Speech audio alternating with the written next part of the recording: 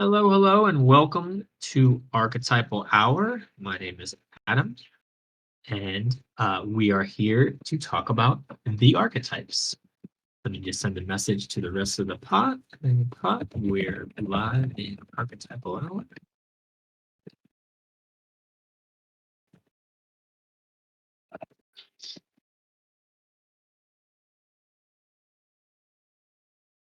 Okay. So today's Archetypal Hour, as always, want to leave lots of room to see what's popping in your all's imaginal worlds in your inner cosmos. What archetypes seem to be coming up in your field? Are you feeling maybe are drawing you in or are catching your attention or are trying to make themselves known? So always invite those archetypes in. And so we'll start there, but I'll just to give you a little tease to see if it helps spark anything interesting. The one thing I did want to bring up today is a little bit about a talk about like what it means to have like the archetype of like ages. And I guess we can be pretty broad. When I first was really thinking about this, there was some conversation in that I was having in culture on in our Discord in the pot. Um, but it's been coming up elsewhere too. I think I had one thread where I was really trying to draw attention to sort of this age of the nuclear age. I can never actually say that correctly. Nuclear age. I'm definitely a nuclear kind of guy. Nuclear age, and like the quantum age, and how that's a very huge gap. Thank you, Hoda. I'm being affirmed that I'm not the only one that drops the nuclear, like a grade school child. But you know what? The inner child is very welcome. Childishness is very welcome in this space. So it is what it is. So, but I've had this question that I had posed um sort of like just sort of see what people's thoughts were in culture about okay if we went from like kind of an earth mother age to a sky father age in terms of the big sort of what seems to be the difference, meaning the difference between sort of like the more earthbound mother goddess type worship we see with the most indigenous populations across the world to what we see later in the Near East and then in Europe too, which is like sort of like the Sky Father type of image of archetype, like the Yahweh, like like Indra, like Zeus, and just trying to think about what would come next. What would the next age be? What age might we be in transition with? So those are a couple of things that were in my field that I thought would be interesting and juicy to talk about and see what people's thoughts were and others. So I guess today will be a little bit about the archetypes of ages and seeing what seems relevant for where we are right now and sort of what archetypes might help locate us in space time. I think could be really interesting. So I'm kind of curious what everyone's thoughts are there and to see what comes through as we go into our own sort of either channels or inner imaginal or however we want to sort of approach this. And I thought also the archetypes of liminality might be really interesting too to really invite into this container to see who wants to come up. Because as we talk about ages and trying to place ourselves in space time archetypally, it might be interesting if we, which again might not even be true, but if we are perhaps on the verge or in sort of transition to a new age, which to me it feels like, but maybe I'm incorrect in that, it might be interesting to draw on some archetypes of transition, archetypes of liminality, whether that's like a symbol kind of archetypal or like deities. And there's lots of really interesting liminal deities um, that we can maybe discuss and look at. But so that's I just gave like a little kind of overview of where I think could be cool to discuss. But before we go down any of those, I want to just check in with the folks that are with me now live, and I'm going to check in with myself too and see if anyone wants to just share a little bit about what are the archetypes of the week that came up for you in the last week or that you maybe are sensing. And maybe it's a continuation of ones that have come up before, but I'd love to hear the evolution to see if those same archetypes are still there, if that relationship's changed or deepened, or if anything, any new fruit has been born with some of the archetypes that might have come up last week for you all. So I'm just going to hold space while I wait for someone to see what wants to come up within me, but also to let people come off mute or answer in the chat what archetypes feel really juicy to you in this moment.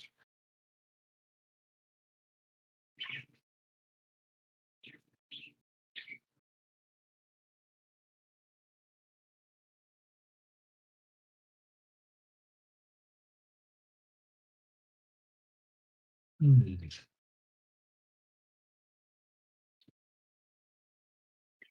Well, I'll admit, this last week, I was finding myself with Dionysus a lot, and I think I shared that in the pot also. And that feels very related to this to sort of Orpheus being in my field, and I think Orpheus is what originally drew me to Dionysus. But it's been interesting. He's an interesting archetype. He's one of the more paradoxical deities that I've encountered. And it's been really interesting. I made a joke on Twitter too, like so fascinating to me. But like, I made a comment on Twitter that like I haven't really drank alcohol in almost 2 years now. Like last two Marches ago, I had an experience that really opened space for some like I guess I don't know. I'm not gonna even try to pretend to use words for it, but either way, because of that experience, I really just like my desire to drink alcohol just evaporated like that. And it just really wasn't doing stuff, healthy for my body. Thanks, Hoda. Um, but I spent 1 week with Dionysus, and I swear I could taste alcohol in my mouth this week. Several times, I was like, "Why am I tasting alcohol? Like, do I have the cravings again?" And I was like, "Freaking Dionysus, you got to be careful who you invite into your psychic space, man."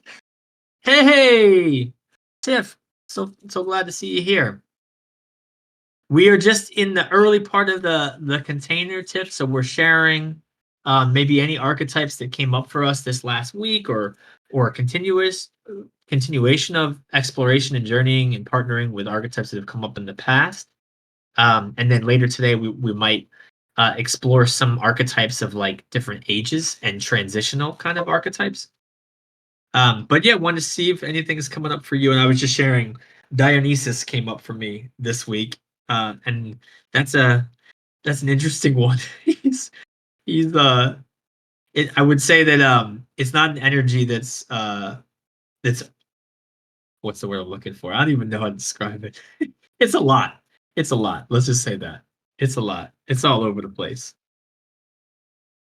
But want to check in. Want to check in with others before I ramble on and about Dionysus. The Prince of Bacchus. Yes, Hoda. Yes. Yeah, it's like so for those that aren't familiar with Dionysus or Bacchus, um, gosh, I mean he's most like the most succinct, kind of concise is like he's often really just like the god of winemaking, or some will say the god of vegetation. Um, but he's also a god of ritual madness, of ritual ecstasy, but also very closely related to theater and music and singing and dancing. These sort of revelries, and the mysteries surrounding him, and a lot of the Dionysian mysteries had a lot. Ooh, Hoda said ritual madness. Gonna put a pin in that. Yeah, it's a really interesting. I've always found that part particularly fascinating. It helped me realize that I think I've danced with Dionysus before, but I just wouldn't have called it that. I would have just called it being a white boy who went too far with alcohol in their 20s. And you've all met those archetypes before. There's something about the like 20-something-year-old white guy that just like goes to these extremes that you're like, what? How does someone get that drunk? And yet we do. And so I feel like I've danced with Dionysus before in my own little ritual madness. Who just says yes, and I love dancing with them. I mean, I love partying with them. Yeah, I mean, that's true. That's true. If you're looking to add some fuel to your party, just need one of those in the mix, and suddenly everyone's doing shots. And like, how did this even happen? It's like, well, Dionysus has entered the chat. Maybe. I think he does have a special appeal with the with the West. I also was as I was reading about Dionysus, it was like one of the earliest Roman Republic laws was against the some of the festivals of Bacchus because they were just too crazy. They were too wild, even for Rome or for the Republic at least. Fascinating. But anyway, Dionysus, yeah, he's been in my field. I think what I really like about him too is that like I will say that the goddess has been first and foremost for a while for me, and Dionysus is like he's an interesting one because the earth is normally really considered feminine, and so you see a lot of earth goddesses and obviously Gaia. Dionysus is interesting because he's a male deity, but he's really close to the earth, right? He's a god of vegetation, and and like a lot of the Dionysian stuff. I don't know, it's really interesting. Anyway, I think he's an interesting one because he does seem to play with gender a little bit for me. At least that's how I sense the energy. That it's a little more fluid. I don't know how to describe it, but the phallus is a big deal to Dionysian uh, um, devotees. He feels like an aspect of Pan or related to Pan in a way. Definitely. Definitely. And that's what's so interesting about him is he sort of blends with a lot of other deities. And also, he is funny, like he has his other name, Zagreus. No, I'm getting it wrong now. But he kept showing up in my field, and I looked it up and I realized that that's actually the character in the video game Hades, which is very fascinating because I've been thinking about the underworld a lot. And apparently, the game had decided to make Zagreus a child of Hades and Persephone. But in some of the stuff I've read, usually Zagreus is a form of Dionysus that the Orphics said that actually instead of Zeus and Semele, it was Zeus and Persephone, which would be a pretty big deal if that was true. So that's an interesting thing. There's a lot of mystery around this Dionysus. Anyway, I feel like I'm talking way too much about Dionysus. I want to see what's in your field. What's coming up for you all? Feel free to come off of mute.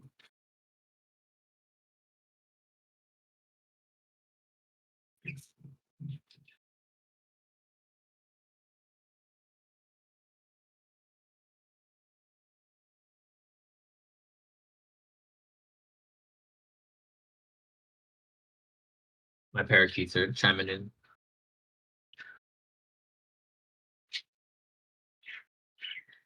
Ooh, I like this. I'm just Tiff was generous enough to put a print GIF into the chat, and I just got to watch this purple streak going back and forth against the stage. It's actually quite lovely. Interesting. Oda says, I felt an aspect of Athena come to me in meditation last night. Athena Nike. Or, yeah, I don't know how to actually pronounce that in Greek. But that's really interesting. Now, she's fascinating too. What was this? Something about her? I was really into her. I was not into her, but she came up in my field too, but I forget how it was. Oh, yes, I remember. I was looking, Hestia showed up in my field also. And Hestia she's an interesting one. She doesn't get there's not really many myths about her. There's very little about her when I looked for stuff on her online. But she's the goddess of the hearth. She's one of Zeus's sisters. She's actually was the first born, but she was the last thrown up by Cronus. So she was sort of like she has this cool like first last archetypal energy because she was the first and then she became the last. Um, she took a pledge to stay a virgin, and she's the guys of the but her real she's basically the one who protects the sacred fire in Mount Olympus.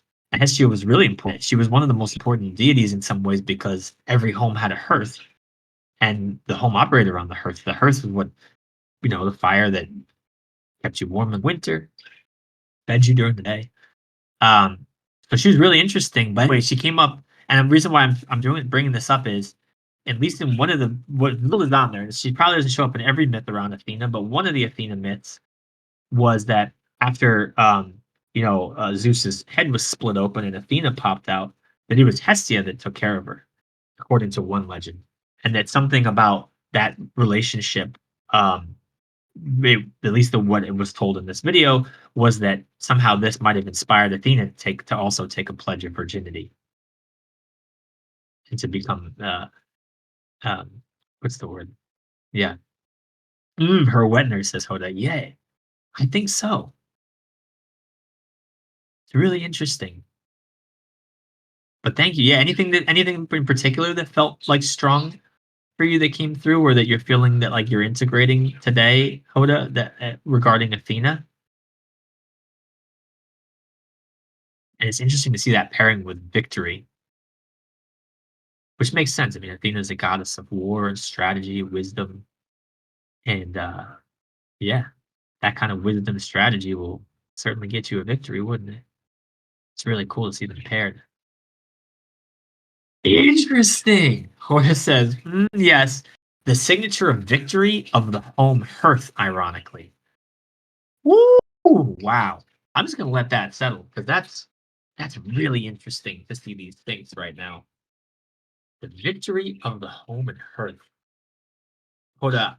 I know you might be busy or not in the mood, but I would love to hear you expand on what that might look like. I'm just gonna sit with that to see what even comes up for me. The phrase is so beautiful though. I'm like excited to see what it evokes in me. Victory of the home hearth. Yeah, you can type it, of course. Whatever feels good. Victory of the home and hearth. And I see if typing, so I wanna excited to see what's coming up for her too.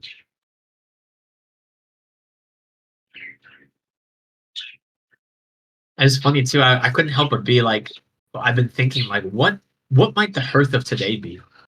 I was like, I heard some other people talking about this, but I'm like, man, I really want to build a Hestia practice. Maybe I feel really something about this goddess that feels really just, I don't know, kindly. But I was trying to figure out like in my mind is like the locus of the hearth is probably the kitchen, but like what would that look like? Ooh, Tiff said maybe a blacksmith archetype. Hmm. I feel like I'm studying and focusing more on getting myself in order in different ways. And it's not much fun or enjoyable, but like strike while the iron is hot. So I have some energy. I will keep swinging my hammer. Now that's interesting. I feel like there's one that's coming up for me. Well, what's his name? The Greek. Is it Hephaestus? I think he's the one that made the axe that actually split open Zeus's head. So I think he's an interesting guy. I feel like there's another one that's coming up for me. There is a goddess blacksmith too. Now that's powerful though. Okay, thanks, Soda. She's confirmed about that. So but blacksmith. I feel like I'm studying and focusing on getting myself in order. It's not much fun. Strike while the iron's hot. Hmm. Maybe even just sticking with the archetypes of like that process of like. So do you feel like you're being kind of like tempered with fire, so to speak, in an archetypal sense? Um, that whole process of blacksmithing is so interesting. I don't know much about it, but just like from watching movies or TV shows, like it's just this interesting thing of like heating up, smoking with the hammer, uh, tempering with the water, going back. Like it's such an interesting like. There's all these extremes happening and all this stress, and through that, all these extremes and high stress comes this really sharp, purified, tempered steel. Tiff says, "Yeah, like I'm out of the fire. Now my molecules are being realigned." Woo! Yeah, I can see how that's maybe exciting while also not being pleasant. Just saying, I don't know. Molecule realignment sounds like both to me. And of course, molecule realignment, just that phrase archetypally, now I'm like feeling quantum. Ooh, let's see what this. Hoda says in response to Tiff about the blacksmith archetype, I feel, oh, I'm going to butcher this name. I'm so sorry. Khnum, Ahnum, or maybe Khnum, might rule this primordial reality in Kemetic mythos. I'm just going to read the top of the wiki that was posted. Khnum, also Romanized Nimu, Knumu, I'm doing such a bad job of pronunciation, was one of the earliest known Egyptian deities, originally the god of the source of the Nile. Since the annual flooding of the Nile brought with it silt and clay, and its water brought life to its surroundings, he was thought to be the creator of the bodies of humans. Interesting. Now, what an interesting image, too. It looks like what kind of head is that? It looks like an Well, I gotta click this link real quick. Thank you for posting this. One of the earliest known too. I love when we go back really to the old ones. Let's see, Khnum. Usually depicted with the head of a ram. Ah, that's a ram's head, but it's green. That was what was so interesting to me. Fascinating. Just as I watched a lot of blacksmith YouTubers during the quarantine times, so I definitely absorbed some subconscious metaphysical references. Thank you for saying that. I, it's amazing how these things show up. It's almost like I think we've said before that, like, in some ways, this whatever you want to call, I might just call it a soul for now, just to like shorthand it, but that's probably not really the right term. But like the inner being, right? That inner, not the persona, not the sort of ego that we're used to dealing with, this inner mysterious part of us, this essence that speaks and communicates in archetypes. It's kind of amazing that they can use whatever you give them. Like whatever archetypes we consume, they'll try to find a way to like, okay, I guess these are the references. It's like kind of like, like those magnets that have like the words, like you put them on the fridge and you can make poems out of it or make whatever. It's like, okay, let's see what the persona fed me today. Oh, interesting archetypes. Let me see how I can kind of use it to do what I got to do in the dreams, do what I got to do in the astrals, communicate what I got to communicate through the guides. Like it's an interesting thing. And they yeah, it's so fascinating that they'll find a way to like so the blacksmith archetypes are there. They've already taken up residence in space in your inner mansions and your inner world. And now the archetypes are saying, I think we could use this to get through this section to help her stay focused and keep on her work because that sword that we're making is going to come out. Hoda says to find that fascinating too. Yeah, and the magnet poems are fun. And it's actually a really cool part of the creative process. Actually, was just saw TikTok. Maybe that's why see, this is why it's in my head. It came in my head because a TikTok put it in my head because Rick Rubin was talking about making a Tom Petty record, and they bought some of those, and they just put the words all over the refrigerator, and Tom Petty would just vamp while he was singing and make up songs as he goes. And something about seeing all the different words on the fridge would help inspire him. And he would just write songs on the spot like that. And it really worked for his creative process for that album.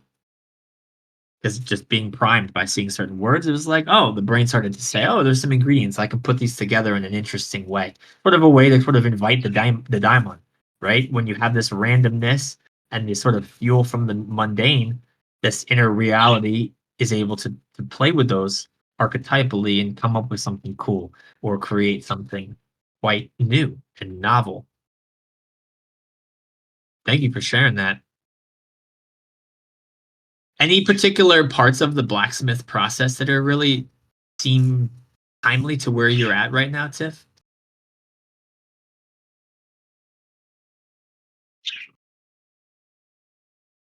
But it's better to be the blacksmith than the blade being tempered, right? Or do you feel like that's both? What's the Yeah, blade? I think I'm both. But a lot of Yes. times, like in any type of like archetype, I kind of if it's got like a relationship of some sort, I can see myself in both. So like it's like I'm shaping myself into something via actions and um yeah, it's just like imagining like what I seen from the blacksmith. Like you're in this place, like wherever you are, even if it's like in the open air, like that furnace is always hot.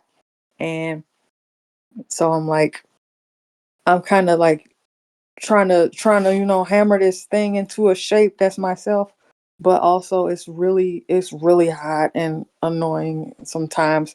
But like you've been waiting all this time for it to get hot enough, so now you pull it out. You got to start swinging. You got to start shaping it because it's gonna cool down, and you're gonna have to put it back in the fire. So like that's what I'm kind of like. I suddenly maybe it's the Happy New Year egregore of like do resolutions, but I'm just like I never made a resolution. I just like started doing stuff. So usually procrastinating or lazy or just like not doing stuff or stumbling into doing stuff. But like right now, it's I don't know. It just feels like a good time to do stuff, and I have the energy to do it. So like I'm like, all right, let me turn this phone off. The ability to turn off my YouTube. I watch too much YouTube, and so I stopped. I'm like, all right. I'm set timers, and I'm not snoozing them as much. I just turn off the YouTube and go do the thing I was supposed to be doing.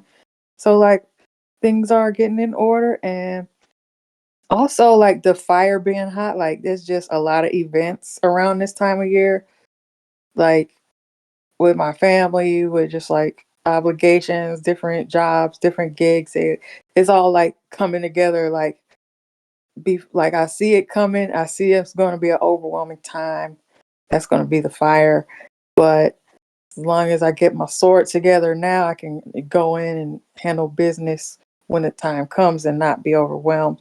So like that's I don't know. That's my that's it's the whole process. It's just a repeat. You gotta hammer and then put it back in the fire, wait for it to heat up, hammer some more, shape it.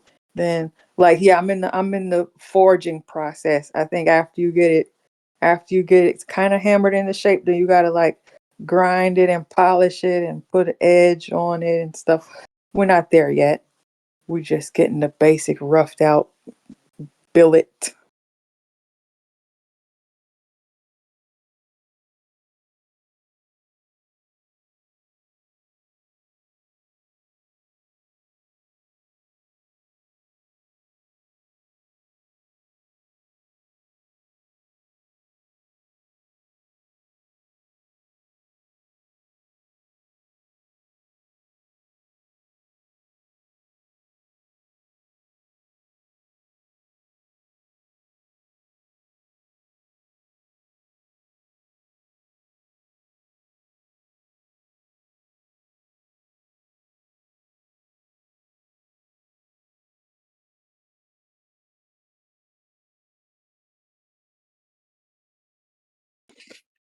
All right.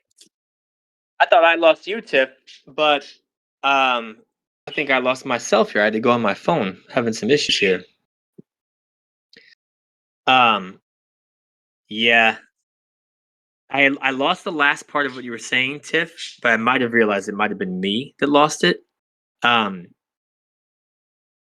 I heard all the piece about kind of having that steel ready, right? And that you had your tool ready. The piece about after you talked about kind of wanting to cut YouTube out, doing to do the things. And then there was something else at the end I missed. Um, but I just love the way you were describing that. And I like that I was gonna ask what tool you were making as a blacksmith, and then when you said sword, I'm like, ah. And I'm curious what resonates for you with sword, because I always maybe because of the tarot cards, I do tend to associate swords with air, with mind, and particularly with the intellect, that sort of discriminating force of mind. And so like sort of that sword to me is like the sharper the sword, um, and the stronger the sword, the better it's able to just slice like surgically slice. Oh, maybe a chef knife. Tiff says, "Well, I went with sword because you said sword. Maybe a chef knife, actually. Perfect. Now, a chef knife is even more. Yeah, that's getting even more fine. Like you can really so the chef knife, and like I can't help, and maybe this is because Nobu just had really cool transmission about art and food, but like something about chef knife to me evokes like artistry, right? Like some of those chefs are so not just disciplined with that knife and know how to do it, but artistic with that knife. Like there's like you know, oh, I like that. So you're fashioning a chef knife. Ooh, thank you, Tiff. Um, oh, oh, I see some typing. Oh no, my pleasure. Please, thank you for letting us explore it. And like, yeah, keep us updated as that goes. That sounds really fruitful and really powerful archetypes to me. That's beautiful. That's beautiful. And Hoda, I don't know if you had more you wanted to say about Athena and the sort of victory of the home hearth, but wanted to ask one more time before moving on. And Lexi, obviously, if anything is coming up for you, would love to hear it.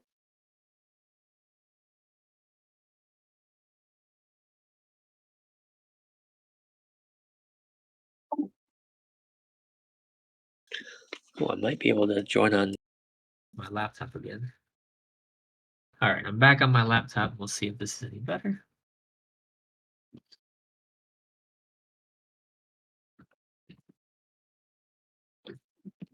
Hoda says, yes, I'm not even fully sure what the distinction between general victory and victory for the home and the hearth might be. I mean, it's one of those things where, like, yeah, I understand. Like, things can come through, and you're like, I'm really not sure how to put words to that yet, but I know what I felt. Mm, I'm gonna try to think about what that might feel like. But it feels like I'm getting cues on types of victories that ripple back and forward throughout generations. Ooh, so there's like an ancestral element, which makes a lot of sense. I mean, you know, I was thinking about, like I said, I was trying to like think like what would be the hearth, and like I know some people say, well, like the stove, or if it's a gas stove, it might be a hearth because it has a pilot. And I'm like, okay, that's getting a little too literal. Like, if I were to just sort of broadly think archetypally, I might just say the kitchen. And maybe that's just me. Maybe just because I grew up in one of those families where like we always ended up in the kitchen. Like we've got a big old living room, family room and shit. Everyone's huddled up in that kitchen. That's where the food is. That's where the snacks are. That's where the drinks are. Like so a lot of my and even me, like I can't help when I'm in my own home, I find myself when I just sort of like unconsciously am in my home and I'm just like wandering or doing whatever at night and all of a sudden I'll find myself, wow, I'm always in the kitchen. Why am I always near the kitchen or near that fridge? And maybe because there's something pulling me towards the kitchen as like a hearth almost. Um, and I don't know why, but like victory of the home and hearth that ripples across generations. Like I do feel connection to food when I hear that. Like like the table's always got food for everybody. I mean, what better victory than that? To have a happy, healthy table. Like, could there be a better victory than that?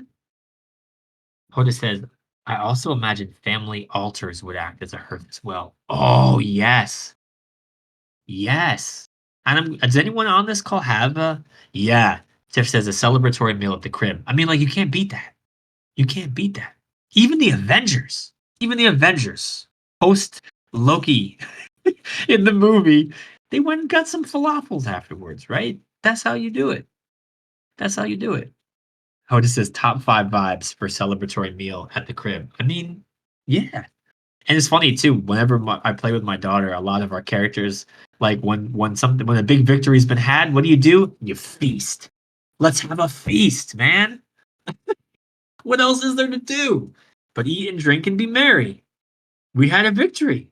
That's what the victory is for. Happy table and happy bed too. Um, wow, that's fun. So the victory, I would imagine a family altar. Yeah, family altar is powerful too. I'm curious if anyone does have an actual sips tea regarding happy bed. Yeah, Dionysus is still in my field, so yeah, I'm gonna apologize in advance. Um, the uh The altar thing is really fascinating. I'm curious if anyone does have like a family altar because my daughter was really into the Dia de los Muertos, and thanks to that, and her school did something cool, which was fun around that holiday. And had one of the parents talk about their family altar at home, their ofrenda, and it kind of inspired us. And now like we're gearing up to having a ofrenda this year for that time of year. And I've never done it before. And I'm really excited to just see what that looks like to give our ancestors some real love and appreciation and invite them back into our homes with delicious food. I remember the ofrendas with the feast of food. Exactly. It's like the smell of food can even bring in spirits and ancestral energy and all of that. I mean, it's fascinating too. Like even with a lot of deity work, that's one of the most common things, right? Is to offer food, the power of food.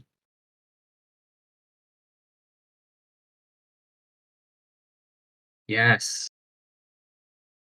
Actually, this feels kind of related. So, since we're thinking about the kitchen in multiple generations, there is something, yes, Tiff says there is something about gathering with multiple generations that makes you feel bigger than yourself.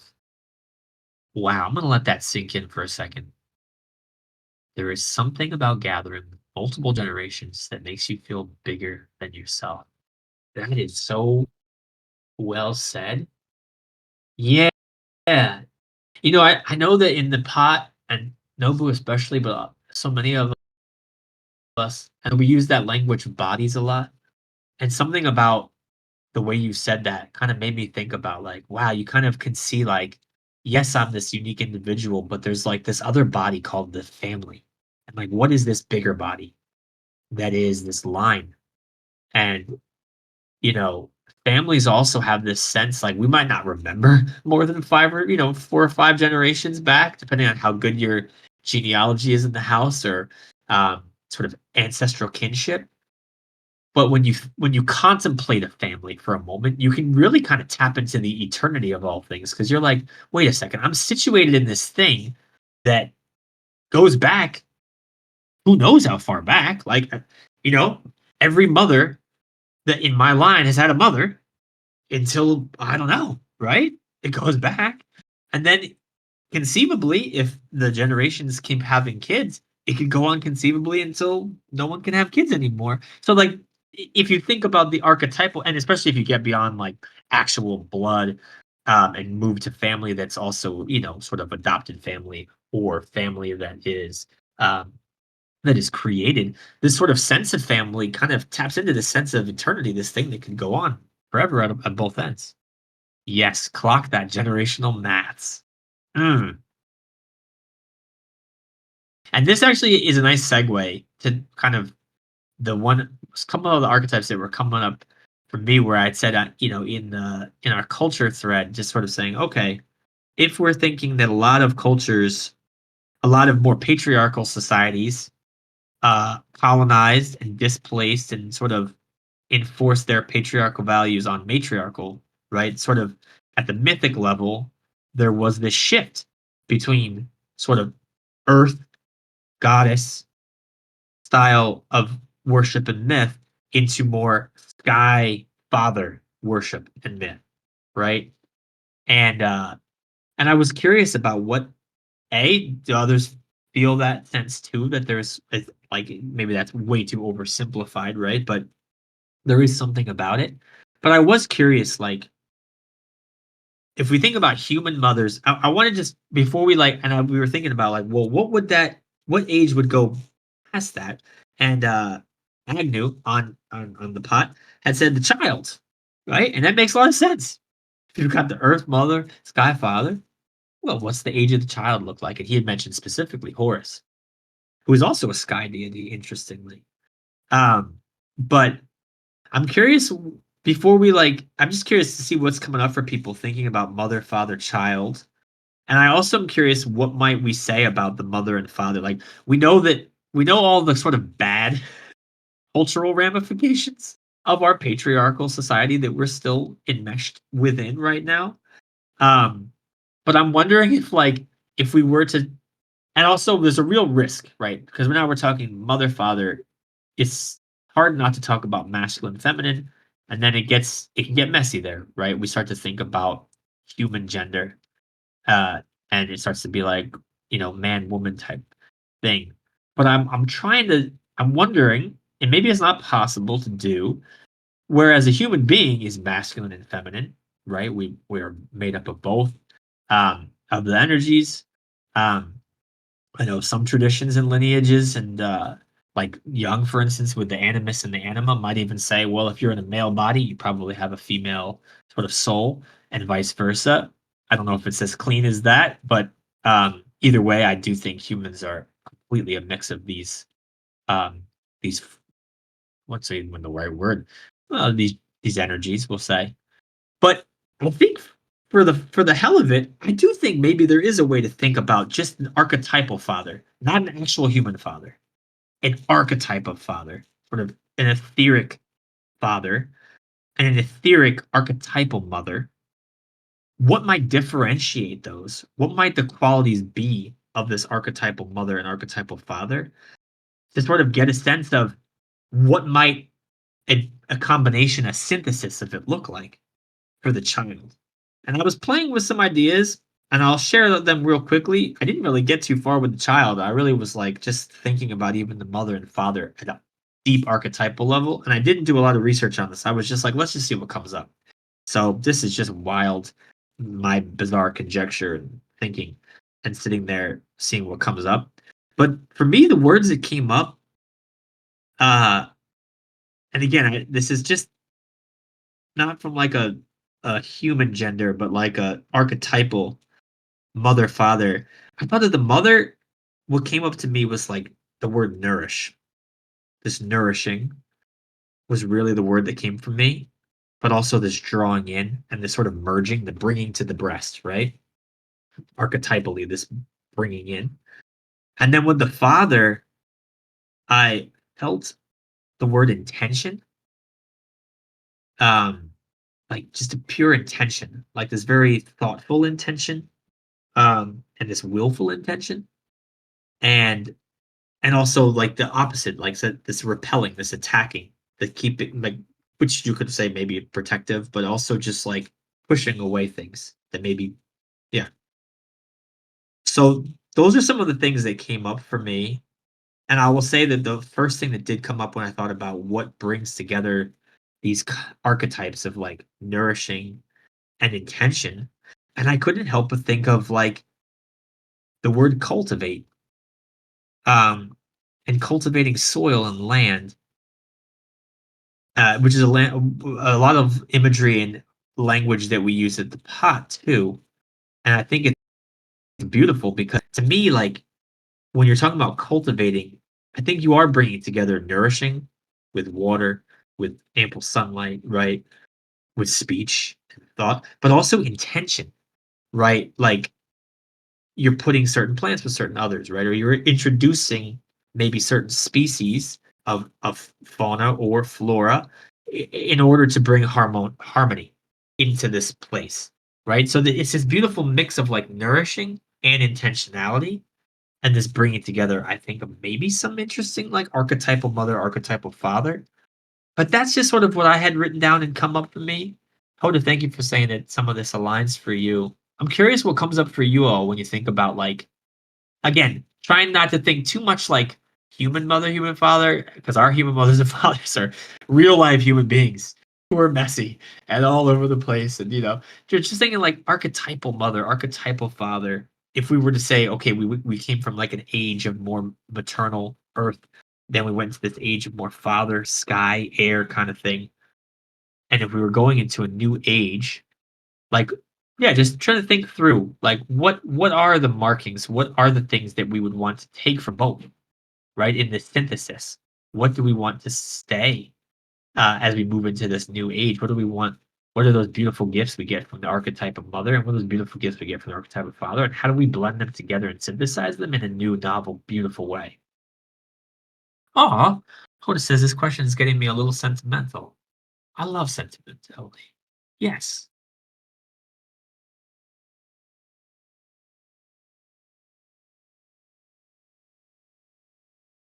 Just gonna hold space and see what comes up for people.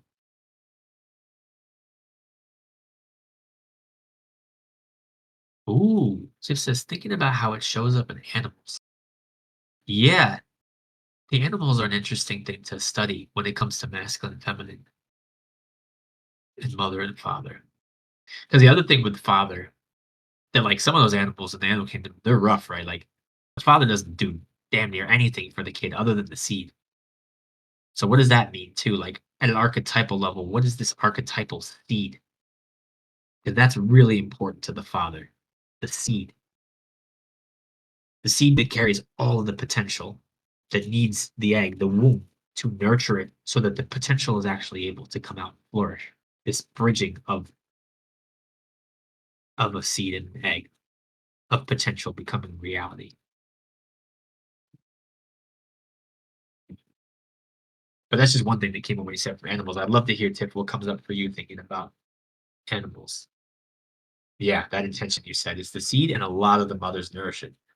Yeah,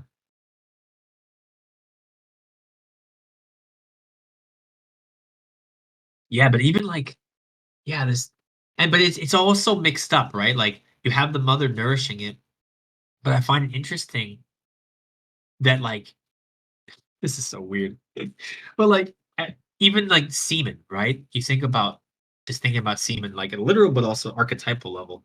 The semen has the seed, but it also carries the food for the sperm too. Like there's some sustenance that's in that semen as well as the actual seed. Just don't know why that's coming up for me. And the mothers also have so much intentionality. So it's like this beautiful blending, but it's really interesting. Yeah.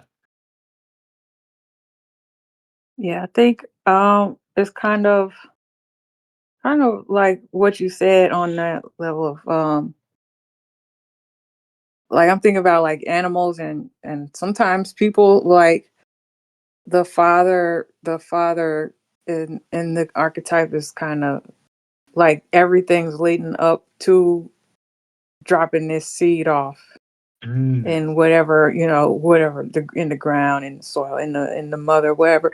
And like after that, like necessity wise, like their job is done there, right? Like mm, I got you, you my half of the person. Go ahead and do what you need to do with that. And like that's like a beginning for the mother archetype because now like you gotta gestate it, you gotta birth it, you gotta feed it, you gotta, do all the things like that. And like in I guess in the people version, it's kind of like a lot of times the dad is just like, I got some life skills I can share with you, and go on and do what you need to do after that. You're on your own. I taught you what I needed to teach you. Like it's like mentally planting the seed and hoping for the best. mm. And so yeah, it's kind of a continuous reiteration of that, I think. Oh, There's more to it, but I'm still thinking about it. no, but thank you. I just love the way that you use planting the seed in that case too, where it's like there's this. Yes, because you do think of the archetypal father, like dropping these seeds throughout the life of like, here's some things that hopefully one day will that you can that are planting inside of you mentally that hopefully will flourish. And some of them plant horrible toxic seeds in their kids, and then thankfully some of them plant really wise seeds. Oh, and then yes, Hoda says, um, literally they kind of stay as the gardener in their own way, even after the baby is born. They also pass on wisdom that spans generations sometimes. Mm, mhm, mhm. Yeah, but I love that. I love what you're saying there. I'm just gonna let that sit for a second too. Wow. Yeah, and like what protection in other ways, Hoda says, they sometimes will like pave the path for the baby before they even learn to walk. The path of life, that is. Oh yeah. Sort of laying that. Yeah.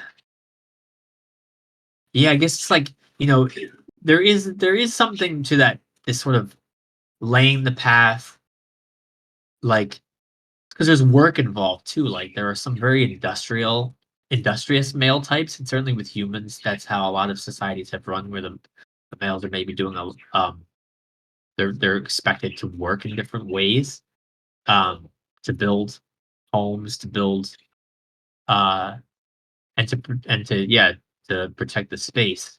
Because if the space is not safe from attack, then nothing can get nurtured, right? So there's this coming together of these forces and energies. Hmm. And what about this child? Like I had mentioned that I'm gonna look up what came up in that conversation, but I said when he said the child, when Agnew said the child, immediately I kind of started to think about creativity. I think of just the beautiful imagination and creativity of a child, and I get to see that firsthand with my 6-year-old. It's kind of incredible to see. Um, but I'm curious what else comes up for this idea of like what would a synthesis look like? And that's what sort of Agnew had said. He said, I agree with creativity, naivete, both good and bad. Ooh, I like that. The overriding theme, though, is that it would be a synthesis of the prior two ages. And I just was really struck by that. I'm like curious what else comes up for folks, what that might look like, what might it age, and does it feel like maybe we are in a transition towards that age, or do we still feel like, yeah, I just want to open this up to see if anyone feeling either way. I think that an age of a child makes a lot of sense to me. And I think also what I shared was like if we have the earth and the sky, what might the next element be too? And I mentioned maybe water coming our way. Yeah, But I think for the child, I see like the idea of along with like creativity, like maybe we are. I don't know, like if the whole world is, but like I know in my circles, there's like a lot of reparenting the inner child. I mean, it's because we're all at that age where you like finish acting out all your inner child shenanigans, and now it's time to like do the work and reparent yourself instead of blaming the world. So it's mm, like everybody's kind of turning towards that child archetype, and it's like, okay, you've done some healing, now you got this creativity, and also it's this flexibility of having like understood both sides of the parent coin, and being able to go back and forth between the different what is it, dichotomies. Like you can be disciplined because you gotta be like the father for yourself. You gotta get this work done. I gotta go to work. Ain't got time to be nurturing. But then you can be your mother side and be like, okay, self care. Gotta meditate and calm myself down and give my energy back so I can what go to work tomorrow. And like you start to be able to swing between both sides of the two parent archetypes as the child, and that flexibility is part of the child part, like to be able to pull from both sides because you have the two parental influences on both sides to like compare and contrast and and synthesize, like you said, put them together. Like you can be both, you can be one, you can be the other, you could be both, be in the middle dance all night, like whatever. Um, that just having a looseness of it's like a flexibility. I keep saying that, but yeah, it's like you're not as rigid in I got to be the good mother. Or like I got to, I have to be disciplined and get make sure these babies got a roof over their heads. Like you have to sometimes you gotta know when to let one go and come back. And that's why it's kind of hard to do it with people because people have been a child and then like whatever parent they become, father or mother or whatever, like it's they have to do that for themselves, and that's why it's kind of hard to box them into a role of that type, I think. Mm, Child is both. thank you for sharing all that. That's amazing. Yes. Yes, I love everything. I love the reparenting. I love how it does feel very timely to sort of reparent at a higher level. Um, yeah, wow. Especially for this sort of age group like millennials and Gen Z. Wow. And sort of being able to bring up both. I can't help but also feel like now I was trying not to like to make this like about like current social dynamics, but it is so interesting that if for example this sort of archetypal mm, vibratory signature might be sort of humming behind things, um, which may not be the case. But if it were, it would be interesting. Wouldn't it be interesting if that was connected to some of this, all this amazing conversations around gender and the gender spectrum that have been so prevalent? Hoda says, felt so real, especially with reparenting oneself and not boxing people in because we don't know what roles they play in their lives. Yeah, it's the not boxing people in it and that language that really made me think about some of the gender stuff too, because I do think that the way that we had started to come to understand gender, we've been fighting about it. It's in the culture war, at least in America, especially, but most of I think the Western world, at least. I won't speak for other places, but it feels like that's been such a big dominant theme, and the sort of younger generation throwing all that into the wrench, and it's like, oh, this isn't even about the battle of the genders. This is the battle of why do you even need to be so slavishly sort of boxed into gender roles or gender um, archetypes, even, right? Why do you have to play them out? Why does a man have to act a certain way and a woman have to act a certain way, right?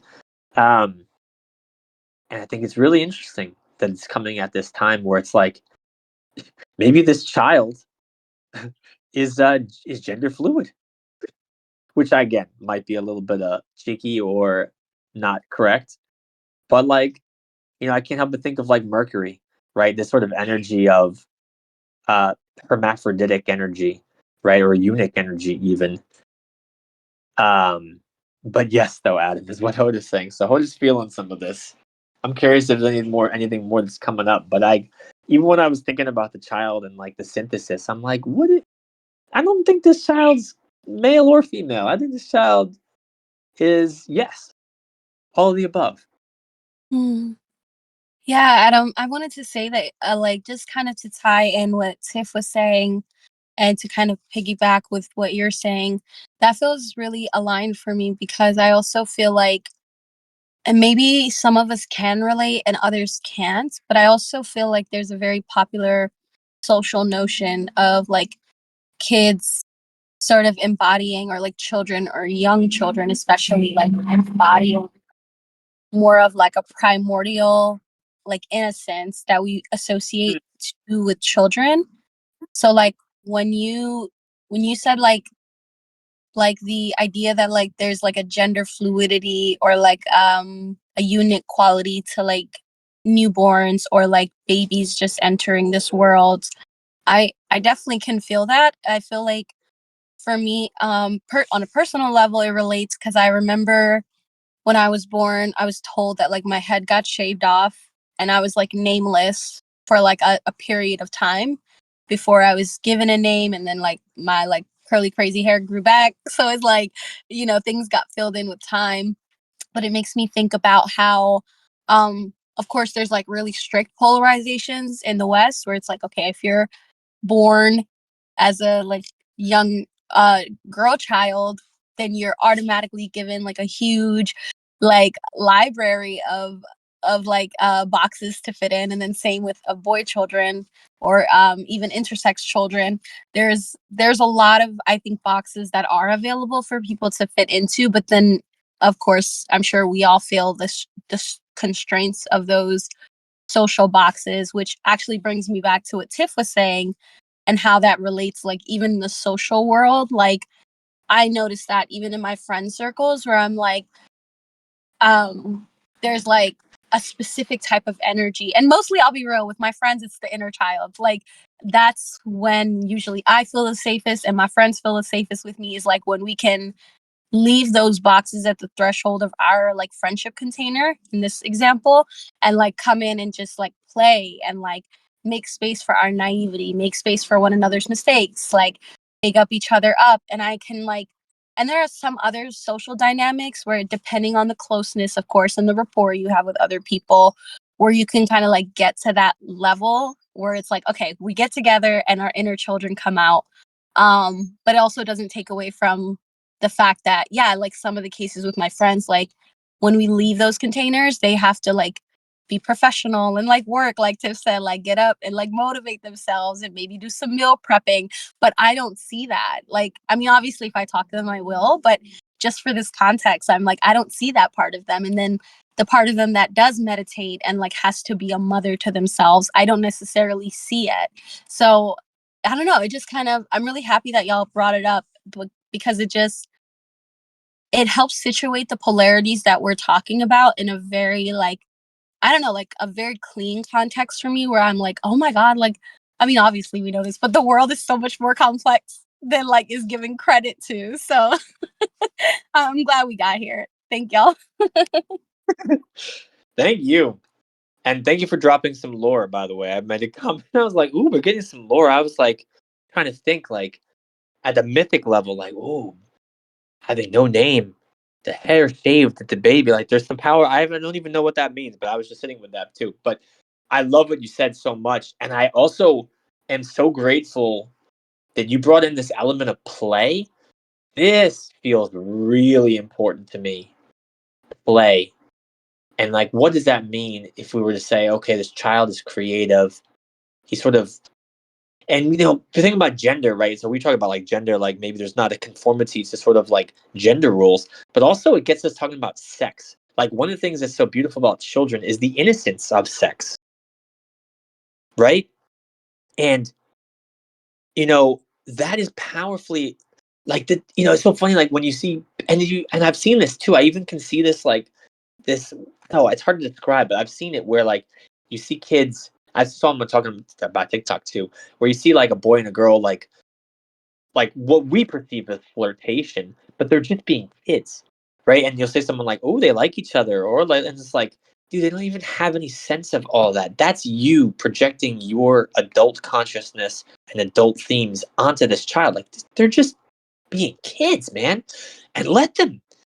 And I'm just like, and wouldn't our whole society be so much better in some ways if we took so much of? I mean, we are literally, at least this is how I feel, drowning in sacral energy, but sacral energy that's all over the place and like, can be quite destructive sometimes, right? What if we were able to be like kids and take all that sacral energy and create stuff or just play? Because it's the same energy, but we keep making it about sex. And the child doesn't. Child can take that beautiful sacral chakra energy and just create things out of nothing, out of little play, like the little girl in Toy Story that picked up a freaking spork and gave it life, right? She used like a random Pixar archetype because I can't help but my cartoon archetypes, right? She gave that thing life. Like that sacral energy is life giving. It is life giving, but we turn it into just sort of this one act. And I think maybe this is on my mind too because I was thinking about Zeus. It's like, how do we get Zeus? What's up with him? Like and like how many things in these mythology. Even when I was reading about Hestia, about like her virginity, like there's so much that just goes down to like once this sexual desire comes in, there's this need to like possess, and it's like, dude, sex is beautiful, but like possession, not so beautiful. Why can't we tap into this play? Like, what if the gods learn how to play with each other more? Gods need their damn inner children to get some time together, right? And we need it too at a psychic level. Like, instead of, anyway, I'll stop for a second. And Hoda says, the divine child is absolutely about a return to innocence to me. I really, yes. Instead of smiting each other regarding the gods. Yeah, like play. You don't need to like, oh my gosh. The jealousy. The smiting. Yeah. I'm thinking about so many different things, so I'm just trying to settle myself down here for this last little stretch. Cosmic patty cake, anyone, Hoda says. Yeah, for real. Like, let's just play a game. And I do think it's interesting that like some of the that some of the things that come up with like mystery religions and that those kinds of traditions are play, right? You put on a mask, you wear a costume, and you become the gods, and you dance with the gods, or you become an animal and dance with the animal spirits, right? there's a play. We play, and we can co-create in that sense of play in a way that can hopefully be nourishing and intentional to bringing together the mother and father, right? Um, and that play can both draw everyone in together and push away some bullshit egregores and demonic sort of entities and negative things that we don't want in, right? That play kind of repels a certain sense of seriousness and egoic possessiveness that can't really fully thrive in a sense of play. Like, who's in charge of a play? Like, kids will come back and say, like, when they complain about kids at school, it's like they're too bossy during play, right? This is the complaint I hear, because then there's no more play. Once someone's bossing everyone around, it's no longer a play, right? Now you're taking over. In a sense of true play, there's no hierarchy. There's no hierarchy other than you just have to go within the contents of the play. That's the rules. The rules of the play are, as long as it sort of makes sense within the rules of the play, that makes sense. Okay, well, we're such and such characters, so I can bring in these elements and I can play, right? And you just sort of stick around that. Same with improv, right? The yes and kind of mindset. So yeah, kind of just checking in. I see 2 exclamation marks, so I think that play piece really stuck out to someone. But wanted to see if anyone else had anything that's coming up with them thinking about this more, kind of this addendum of play, of emphasis on Hoda's transmission.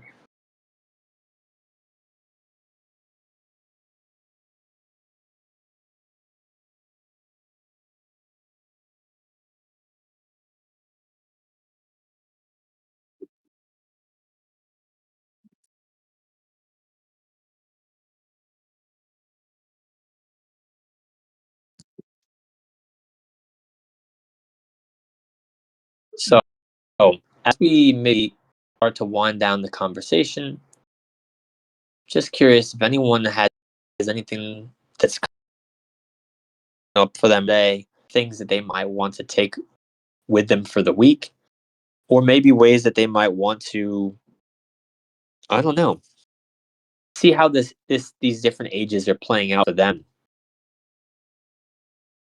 Yeah, I mean, maybe it's something like, I wonder if anyone, this is a weird question, very strange question. So I might not get much from anyone or myself as I try to answer it myself, but like, because both Tiff and Hoda mentioned sort of inner child work and how powerful that can be. And to really honor the inner child, and like, I love the way you were describing your time with your friends, Hoda, like where you really create these spaces where the inner child is allowed to play, and where that sense of innocence might be able to come back.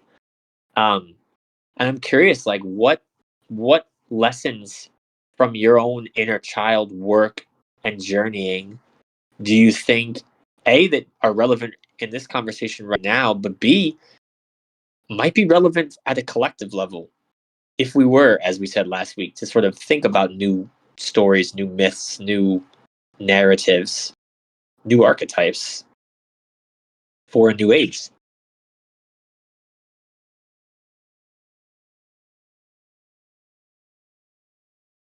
My inner child is well, I was just thinking about my past and my childhood, like outer child as a child. When I was a youth, I was heavily into the school life, doing studying, and I didn't like homework. But at some point, maybe my inner teenager would just put on some music and go to town, and like I just have like I just remember Aaliyah's last album specifically linked to Algebra 2 homework for like a year. And so like that's kind of what I'm doing now, like as I'm being the blacksmith or whatever. Just like tapping back into like, man, I miss how old Tiff used to study hard, just like learning stuff. And it was just like being interested in things, being curious about things. If I don't say curious in one of these radio chats, am I even here? Like, so bringing up curiosity again, like I'm just like, I would like to know. I'm curious. I would like to know the things and like I see people talking about things around me as I'm like learning one thing. They keep mentioning stuff I don't understand. So I go like, all right, put that in the box, go learn the next thing. And like that's one thing my inner child is just always trying to figure out what's going on, what's really going on.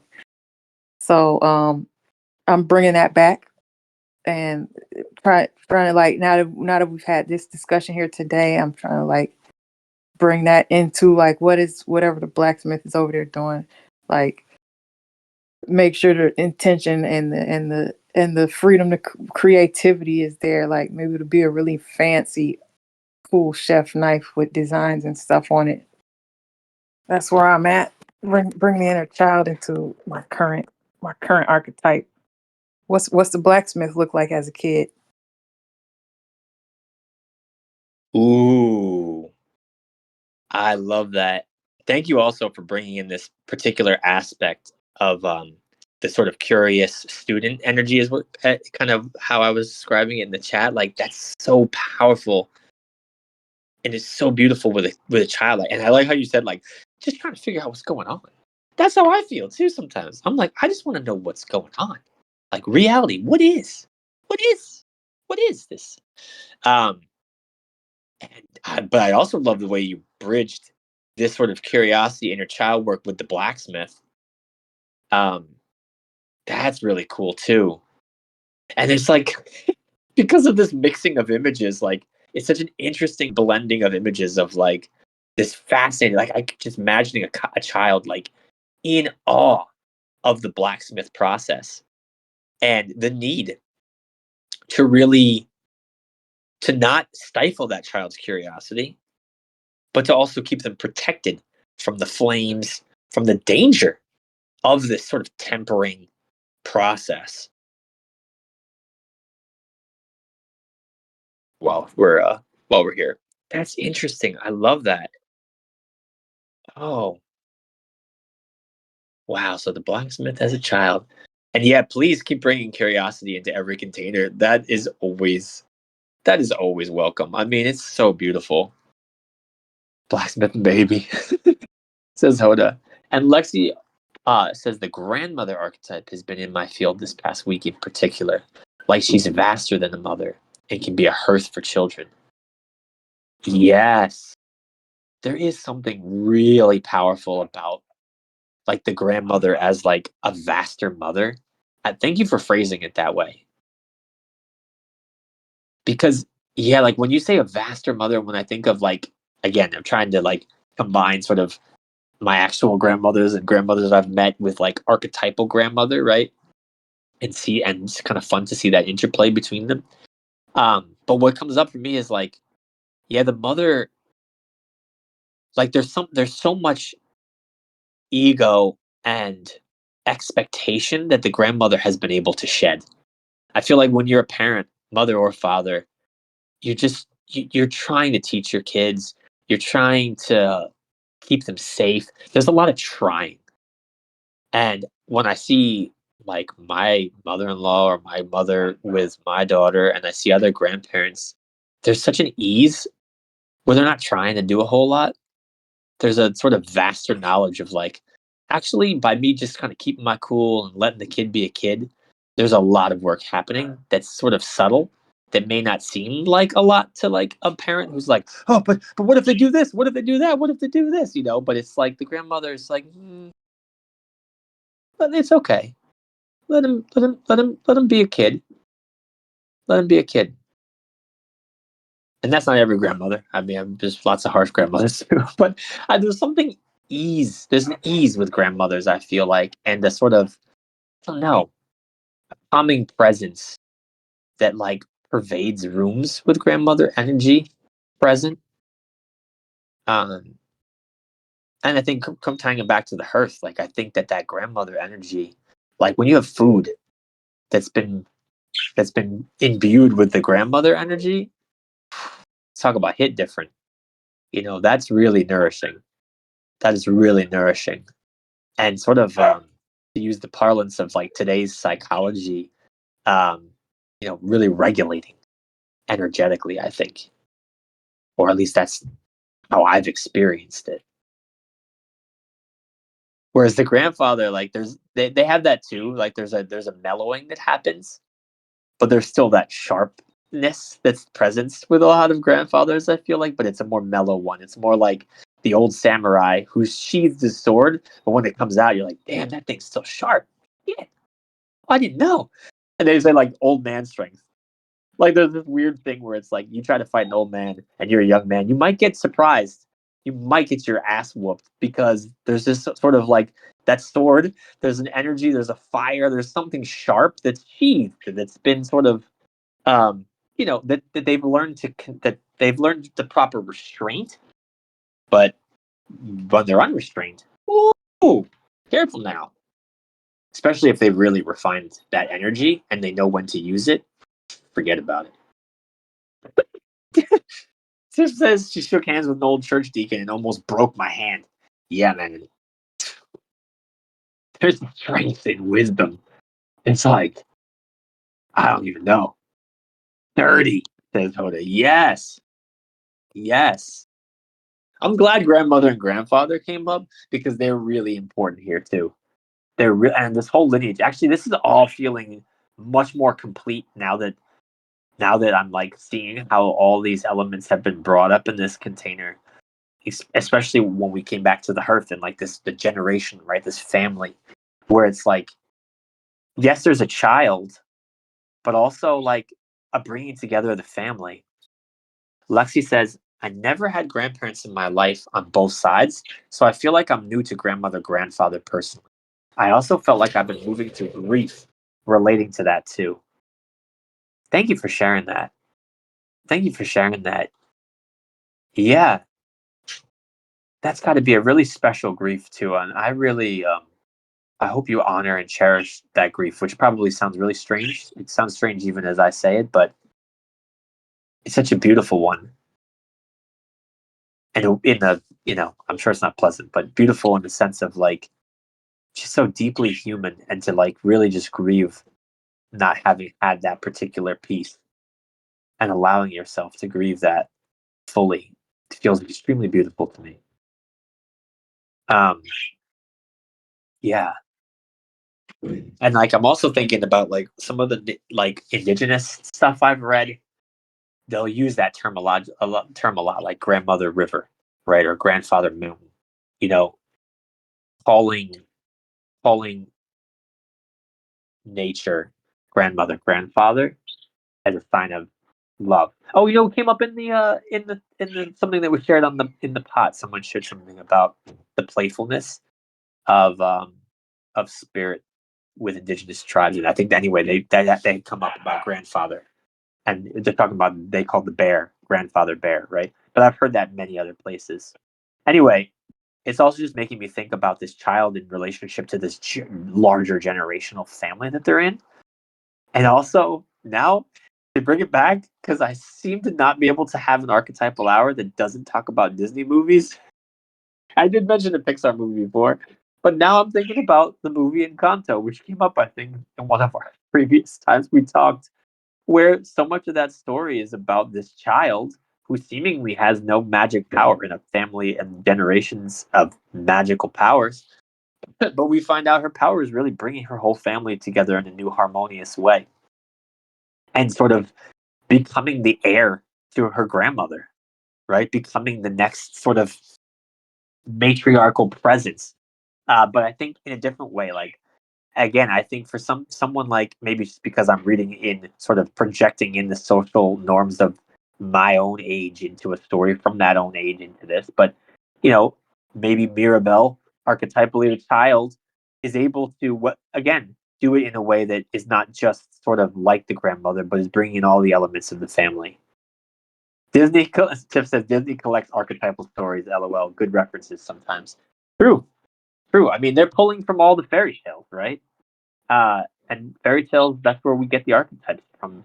A lot of them, especially in the West, they're coming from these old stories. Yeah. And Disney's, they're creating some new ones sometimes, but they're usually pulling. They're referencing from a lot of great cultural elements and ingredients.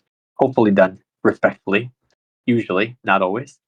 Um, Certainly with those old ones that have the great warnings attached to them. Um, but yeah, thank you all for bringing this full family. This has like been a family of archetypes. It feels like, and I don't know.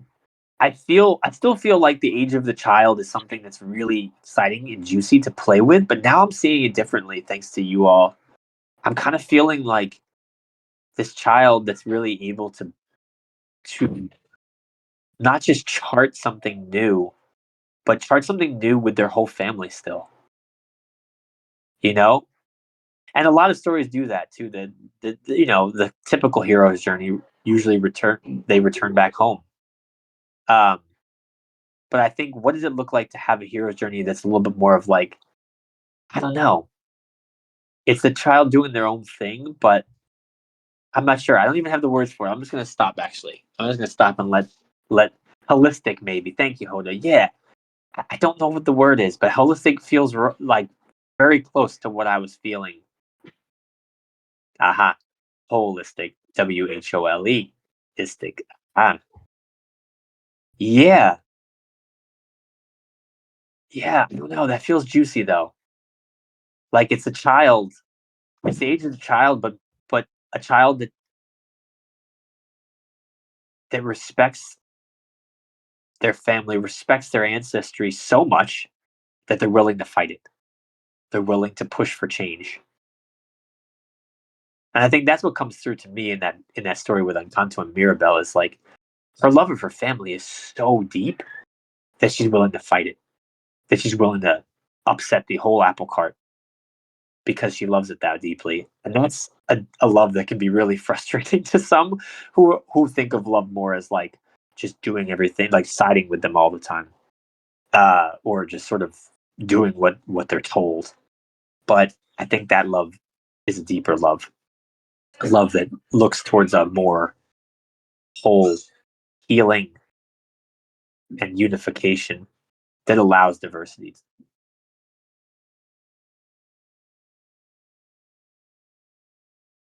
Wow. Well, thank you all.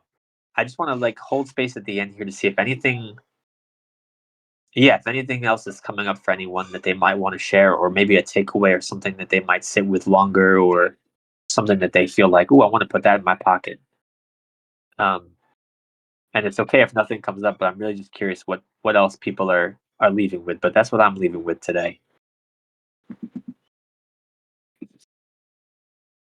Ooh, but it says I just have low key kills right now. Yeah, I did too, especially when I realized you all had like really brought the whole family in. It just felt so much vaster when I started to sit with this more. Yeah. Ah. What it says, she's leaving with that loving so hard you'd fight for or against it. Yeah, I just felt something too that I don't know how to put words to. But thank you.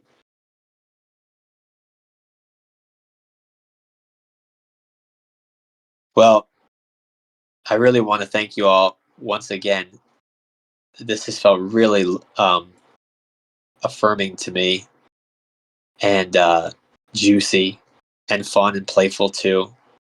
And I think we really did some interesting conversation and exploration around these archetypes. And I'm just excited to see if how that might continue. And I'm really excited to hear how all of you continue your own journeys.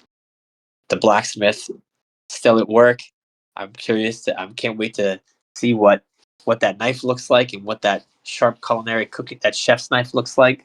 So we'll look forward to that table, Chef Tiff. And I really love this student energy. And both Tiff and Lexi both mentioned the student energy. And I feel like that's an energy I always like to live in too. So I feel like that's another one that I really want to thank everyone and encourage everyone to continue their beautiful, curious student energy, that sense of wonder and awe that can propel us through this really mysterious, fun, exciting life. Yeah, thank you all. And I hope everyone has a wonderful week. Uh, and if anyone has any, I'll try to create a thread. I have to go right back into householder duty right after this, but later I'll try to create a thread so that we can continue some of these themes. And yeah, love to hear what else comes up for people as I do. So thank you all, and thank you for those that might be listening on YouTube or other spaces.